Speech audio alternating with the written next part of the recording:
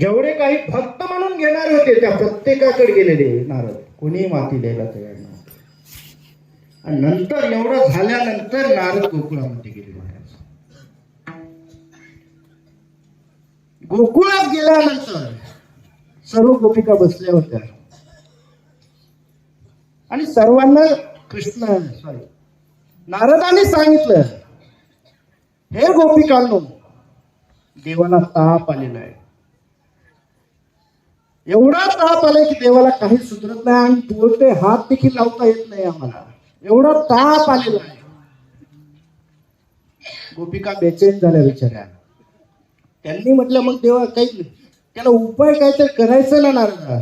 सर्व उपाय केले पण त्याला काही उपयोग होत नाही. नंतर मी देवाला विचारलं, देवा काय उपाय आहे? तर देवाने सांगितलं की माझ्या भक्ताची पायाची माती माझ्या कपाळाला लावली ना की माझा ताप कमी होईल. त्या गोपिकांनी महाराज एक क्षणाचा सुद्धा विचार केला नाही. प्रत्येकाने आपल्या पायाची माती काढून नारदाच्या हातात दिली.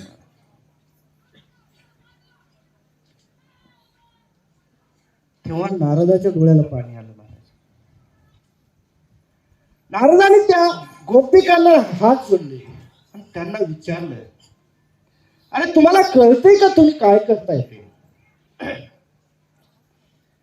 तुमच्या पायाची माती देवाच्या डोक्याला लावायला देताय, नरकवासाला जाताल तुम्ही.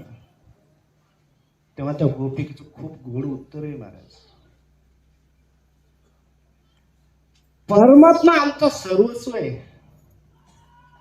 आणि त्याला जर आमच्याकडून काही गोष्टीबद्दल सुख जर प्राप्त होत असेल ना, त्या सुखासाठी आम्ही 100 नरक भोगायला तयार आहे.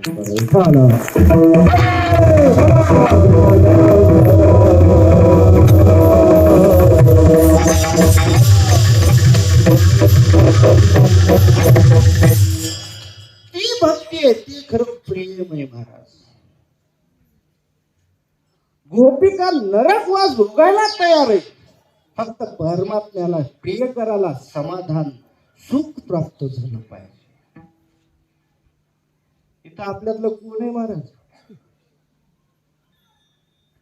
नरकवास भोगणं जाऊन तेव्हा एक किडनी काढून द्यायला तयार नाहीत लोक. शोकांतिक आहे. मग आपलं प्रेम कसं आहे महाराज? नाशवंत आहे. आपलं प्रेमच नाहीये. मी म्हणतो आपलं जे आहे ते केवळ वासना आहे. आणि खरं प्रेम कोणाचं आहे ते म्हणजे केवळ विठोबा. सुख दे प्रेम सुख दे, प्रेमाविन नाही समाधान. खरंच समाधान जीवाचं कुठं असेल तर केवळ तुझ्या प्रेमामध्ये आहे देवा.